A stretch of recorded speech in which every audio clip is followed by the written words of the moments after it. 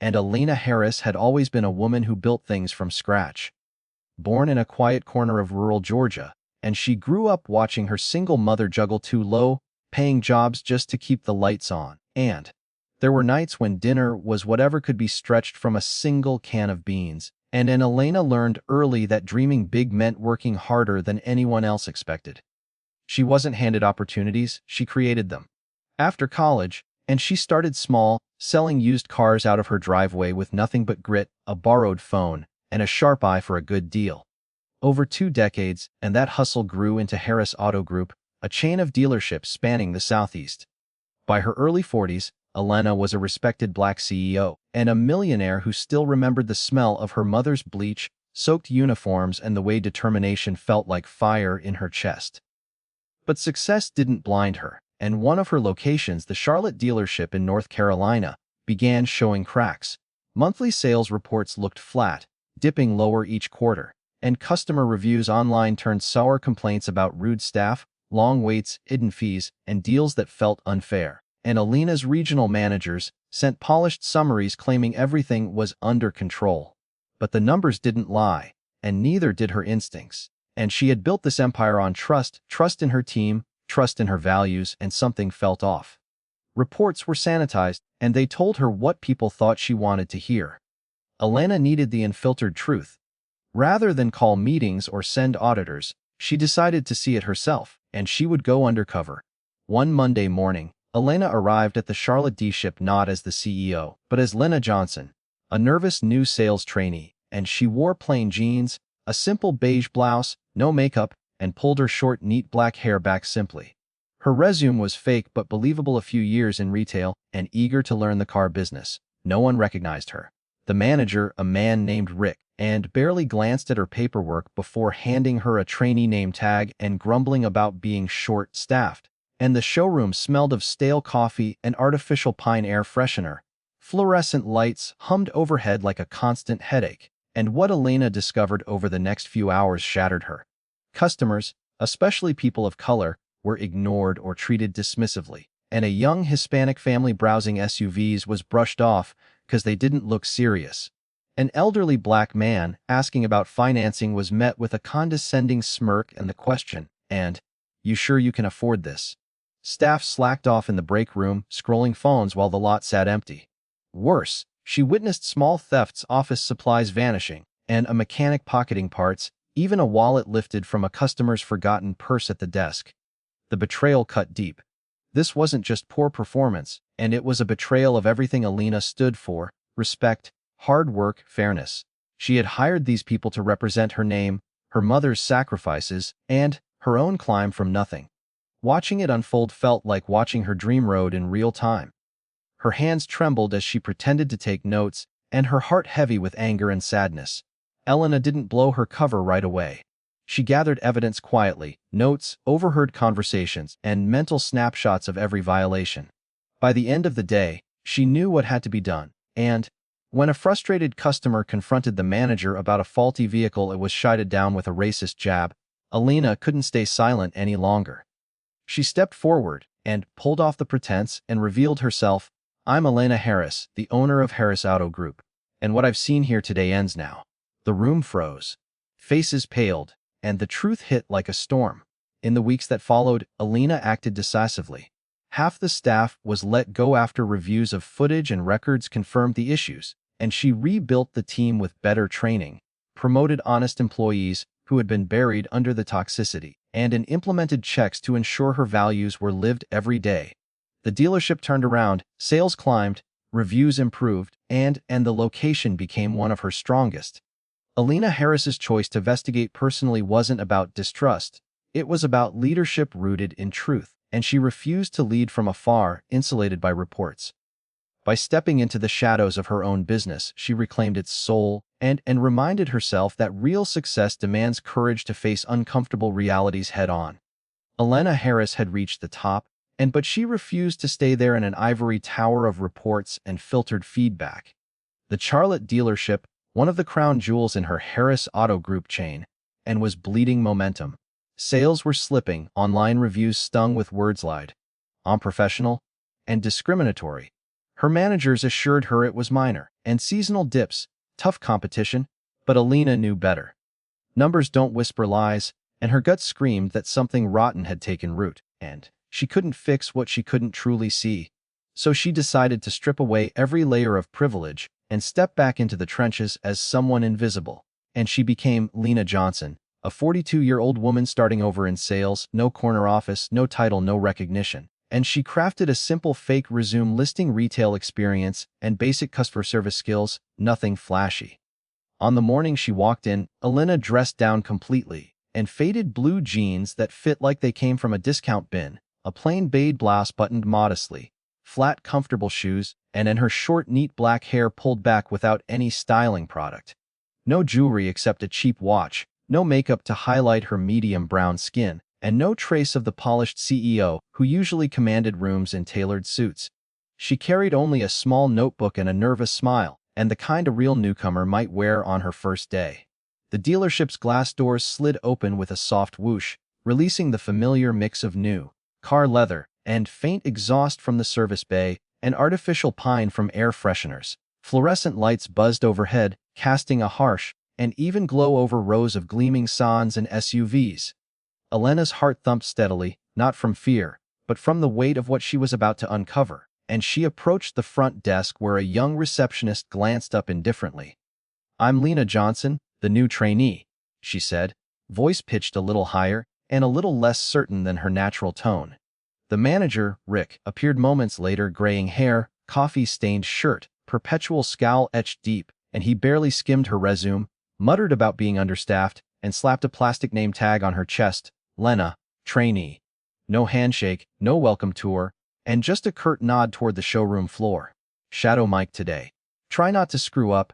From that second, Lena experienced the dealership as Lena ignored in meetings and spoken over in casual chats, assigned menial tasks like wiping down already clean desks or fetching coffee that tasted burnt and bitter. And she felt the sticky plastic chairs in the break room, heard the constant ping of ignored phones, and smelled the greasy fast food wrappers piling up because no one bothered to clean.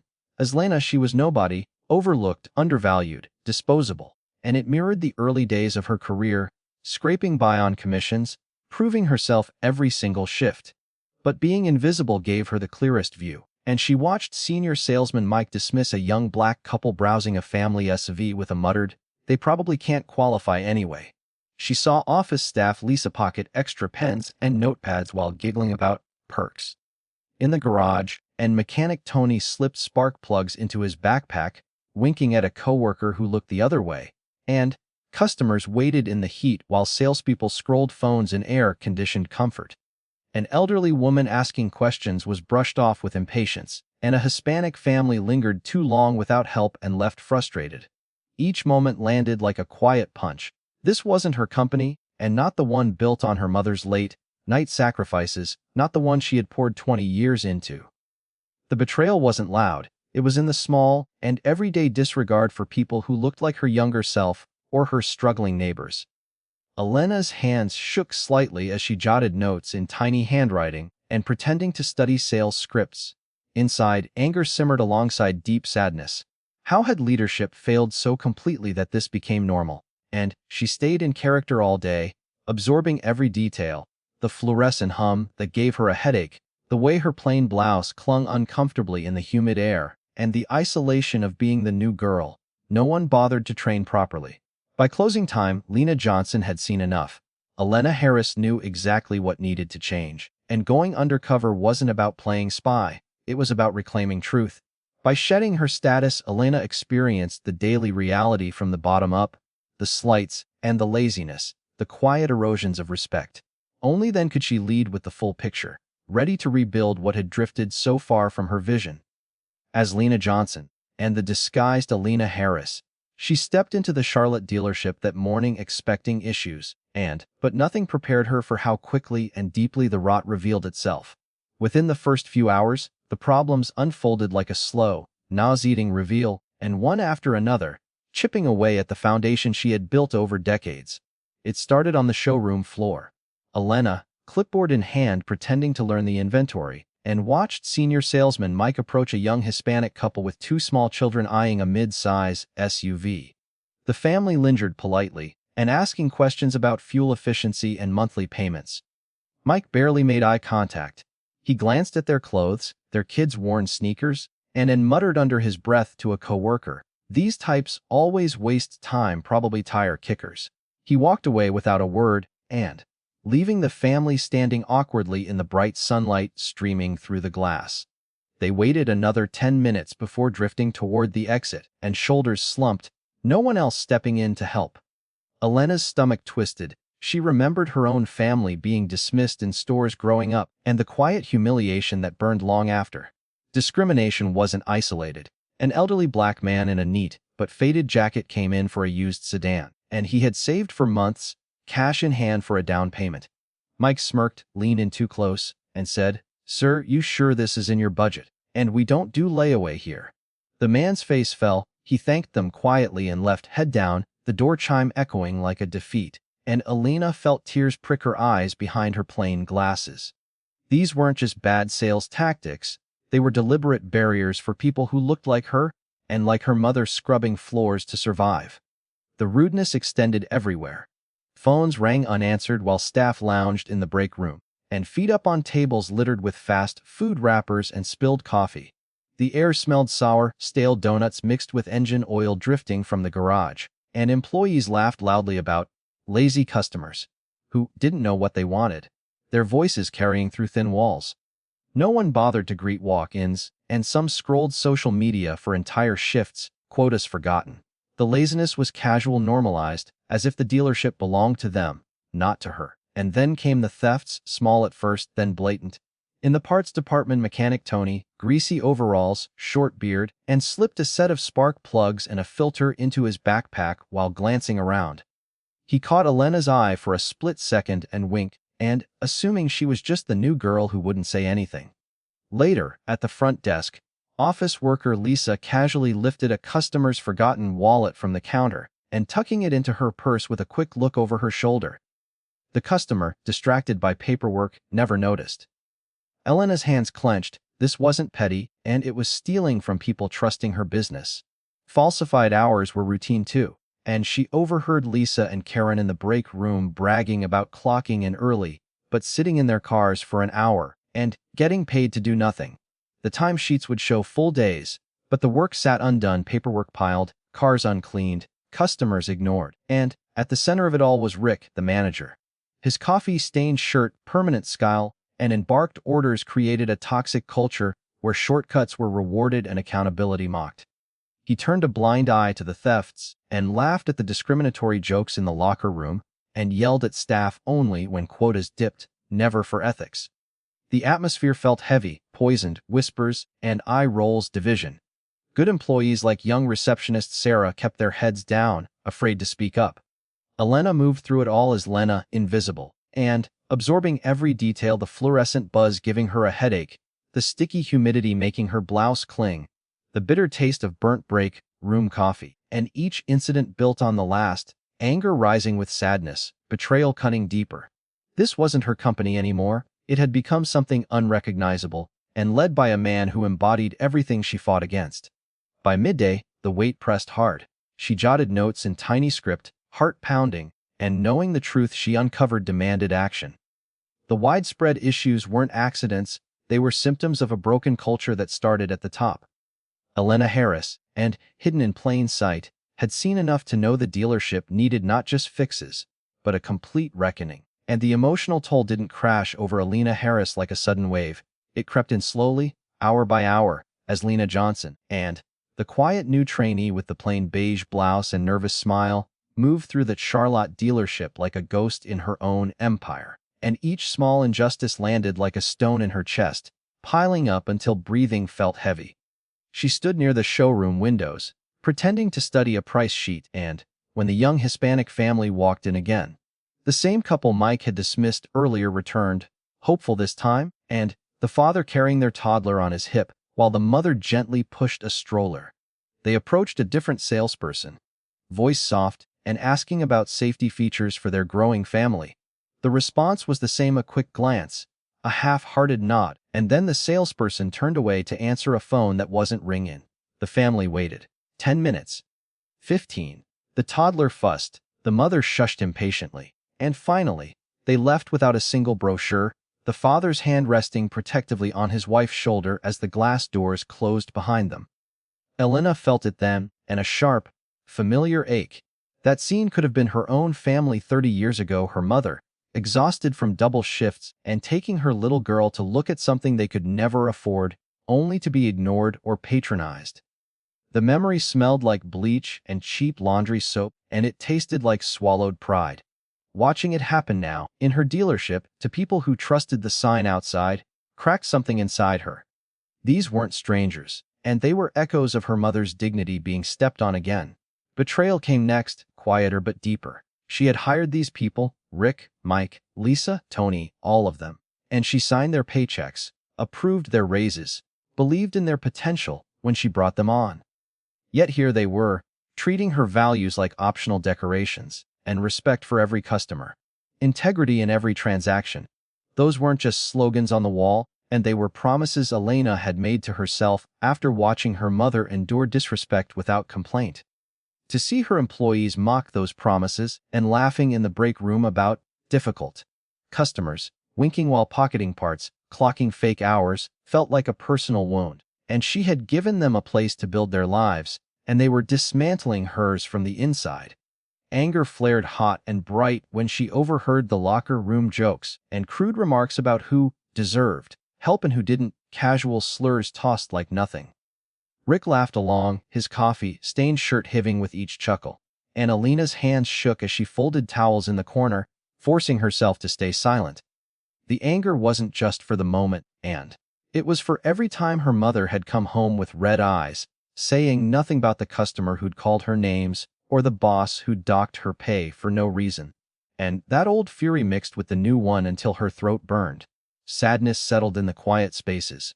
In the break room, she saw Sarah, the young receptionist who still tried, and wiping tears after Rick snapped at her for asking a question. Sarah's voice cracked when she whispered to Lena, "I hate it here, but I can't leave." Elena wanted to hug her, to tell her it would change, but she could only nod, feeling the weight of her own silence. And the heartbreak was worst when she caught herself staring at the framed photo on her real office wall back in Atlanta, and her mother smiling proudly at Elena's first dealership opening. That woman had scrubbed floors so her daughter could rise. And now Elena watched that rise being disrespected in real time, and it hurt like losing her all over again. By late afternoon, the emotions tangled into something exhausting, and her head throbbed from the fluorescent lights, her plain blouse stuck to her back in the humid air. The bitter coffee lingered on her tongue like regret, and she stepped outside during a brief rain shower, letting cool drops hit her face, trying to wash away the heaviness. But it stayed. Betrayal because they were her people, and sadness for the customers turned away. Anger at the casual cruelty. Heartbreak for the dream she had protected so fiercely now crumbling under her watch.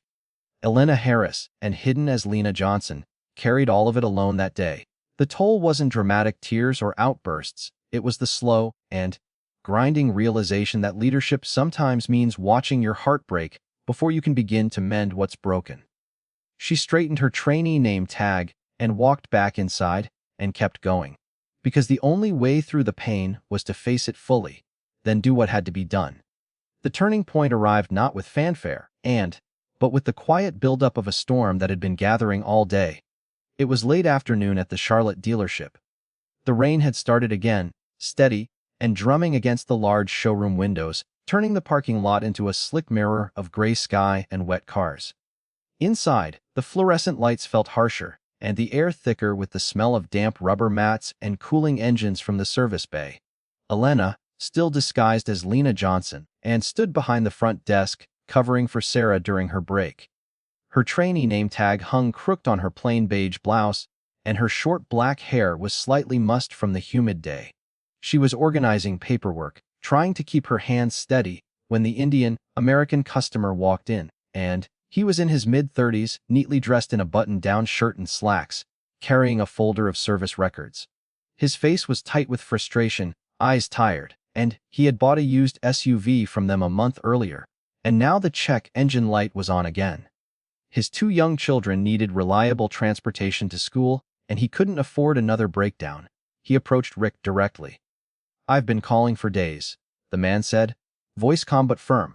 "The light came back on yesterday, and I need this fixed under warranty." Rick barely looked up from his phone. "You probably drove it wrong. Foreign cars are sensitive." The words landed like a slap, casual and cutting, laced with assumption. The customer's jaw tightened. "I followed every instruction you gave me at delivery. This isn't my fault." The argument escalated quickly, and Rick raised his voice, drawing eyes from across the showroom. "Look, buddy, if you can't handle basic maintenance, and maybe you shouldn't have bought it." A few staff members smirked, others looked away. Lena felt heat rise in her chest, and this was the same dismissive tone she had heard directed at her mother decades ago, the same casual cruelty that assumed some people didn't deserve respect or service. And then it happened. As the customer set his wallet on the counter to pull out his receipt, Lisa, standing nearby pretending to file papers, reached over with practiced ease, and her fingers closed around the leather bifold and slipped it into her purse in one fluid motion. She didn't even glance around. She assumed no one was watching or that no one would care. But Lena saw it all. The theft was so brazen, so indifferent, it snapped something inside her. The wallet wasn't just money, it was trust and dignity, another small theft from someone already being mistreated.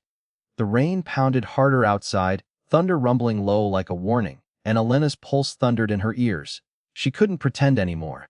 The weight of every ignored customer, every stolen part, every falsified hour, every racist joke, and every betrayal she had witnessed as Lena pressed down until she could no longer breathe under it.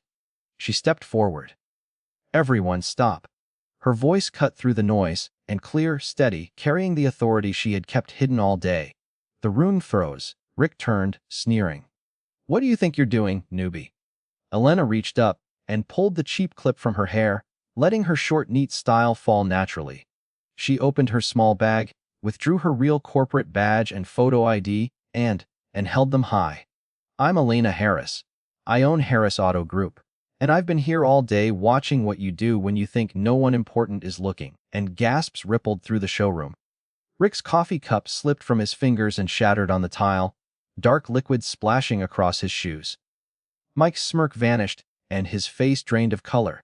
Lisa's hand flew to her purse, the stolen wallet tumbling out and landing with a soft thud. Tony froze mid-step in the doorway to the garage, and Sarah, returning from break, stopped dead, eyes wide. The stunned silence stretched, rain lashed the windows. Elena's gaze swept the room, meeting every pair of eyes, and, "I built this company from nothing. I hired you to represent respect, integrity, hard work. What I saw today, discrimination, theft, laziness, cruelty, is not who we are, and it ends now." Her voice trembled only once, on the last word, betraying the heartbreak beneath the steel. But she stood tall, medium brown skin glowing under the lights, and no longer hiding. The confrontation wasn't loud or violent, it was undeniable. In that single moment of revelation, the power shifted, and the invisible trainee became the undeniable CEO, and the dealership's broken culture could no longer hide in the shadows. Lena felt the air change, shock, fear, and realization settling over everyone like the rain outside. The turning point wasn't just her unmasking, it was the instant truth collided with denial, and nothing could ever be the same again. The decisive afternoon unfolded under a sky still heavy with rain, the kind that leaves the air cool and sharp after the storm, and inside the Charlotte dealership, the fluorescent lights seemed brighter, almost merciless, as Lena Harris stood in the center of the showroom, no longer Lena Johnson, and no longer hidden. Her corporate badge gleamed against her plain beige blouse, now slightly wrinkled from the long day, and her short, neat black hair framed a face that carried both resolve and quiet sorrow. The stunned staff formed a loose semicircle around her, no one spoke, and the only sounds were the distant drip of water from the eaves outside and the low hum of the air conditioning. She had already called corporate. A small team from HR, and 2 women and a man in crisp suits, arrived within 40 minutes, tires splashing through puddles in the lot. They carried laptops, folders of employee records, and an access to the hidden cameras Lena had quietly arranged weeks earlier when the first whispers of trouble reached her. The footage was damning, and clear timestamps showing Tony slipping parts into his backpack, Lisa taking the customer's wallet, Mike's dismissive body language toward minority customers, and Rick looking the other way during every violation. Falsified time logs matched the overheard break room boasts. The evidence was cold, precise, irrefutable, and Lena spoke first, voice steady but carrying the tremor of someone who had just watched her dream fracture. I built Harris Auto Group on three things, and respect for every person who walks through our doors, integrity in every deal, and hard work that honors the trust people place in us. Today I saw none of those things, and I saw discrimination, theft, laziness, a culture that punishes effort and rewards shortcuts. That ends right now. She turned to Rick first, and the manager stood with arms crossed, coffee stained dark on his shirt, face ashen beneath the permanent scowl. Rick, you enabled this. You ignored theft and encouraged discriminatory behavior, failed to lead. You're terminated, effective immediately. Security, two calm officers Lena had requested, stepped forward, and Rick opened his mouth to protest, then closed it. His shoulders sagged, escorted him to his office to collect personal items. A cardboard box appeared, papers, and a mug, a photo of his family were dropped inside. He walked out without looking back, rain pelting his shoulders as he crossed the lot to his car.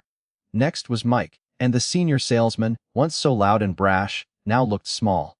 Your treatment of customers, especially people of color, was unacceptable and illegal, and your attitude poisoned this floor. You're gone.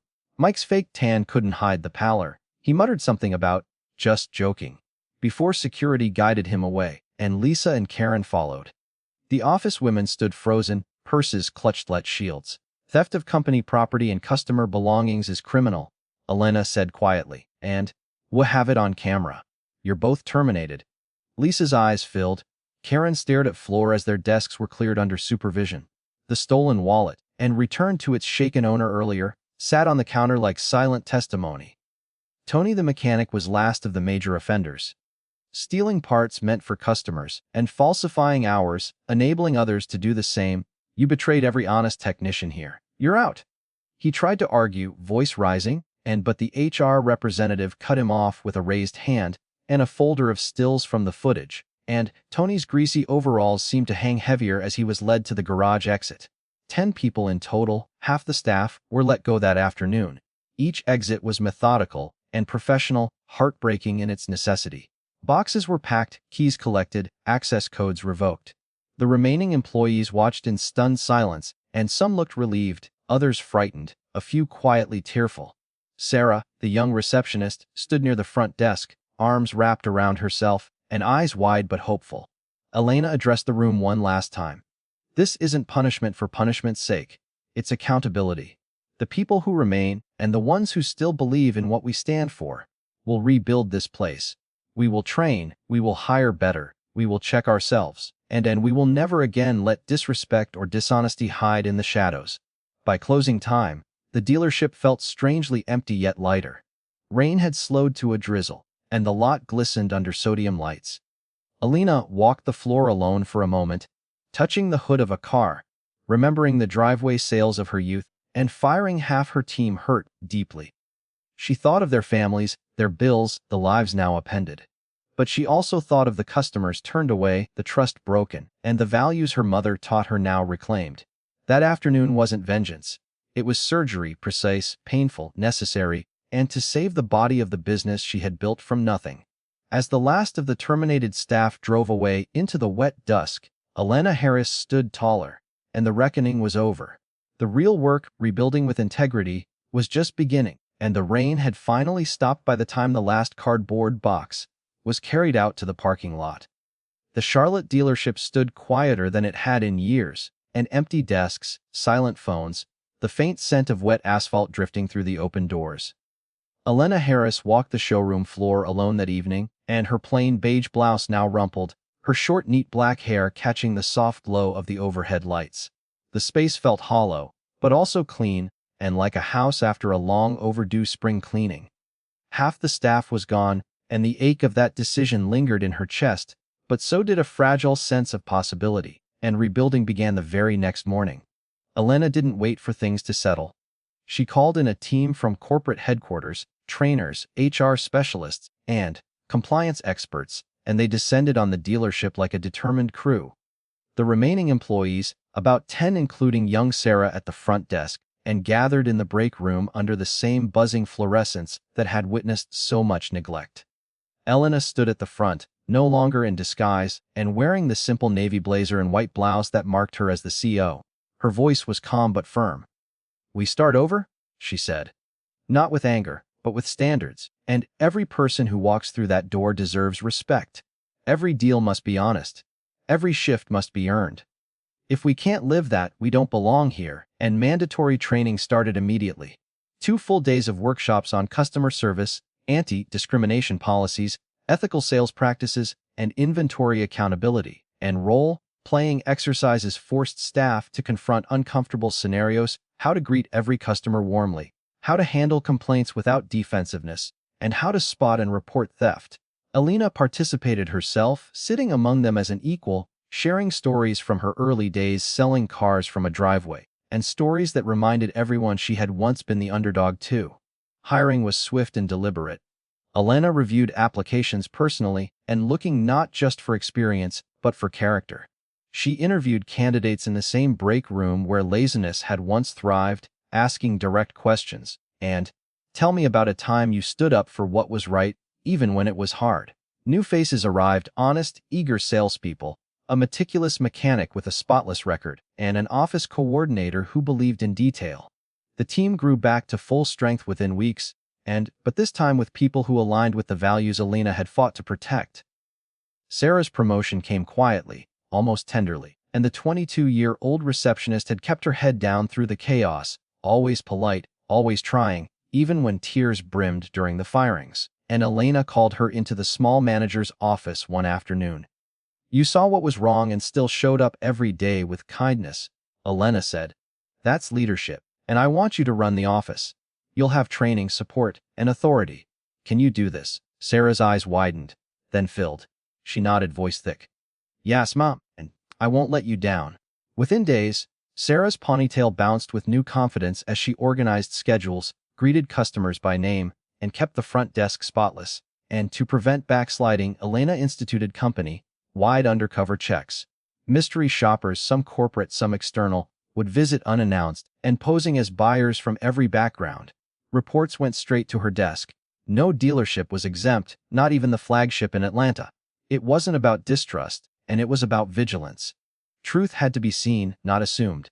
The transformation was measurable and swift. Customer reviews climbed from 1 and 2 stars to 4 and 5, and sales rose steadily, first by 10%, then 20%. Families returned, smiling this time, no longer ignored. The lot stayed busy, phones were answered promptly, and the break room smelled of fresh coffee instead of stale wrappers. Within 6 months, and the Charlotte location became the top-performing dealership in the Harris Auto Group chain. Revenue soared, but more importantly, the place felt alive again, respectful, and energetic, honest. For Lena, the lesson settled deep. True leadership was about sitting in a corner office issuing directives.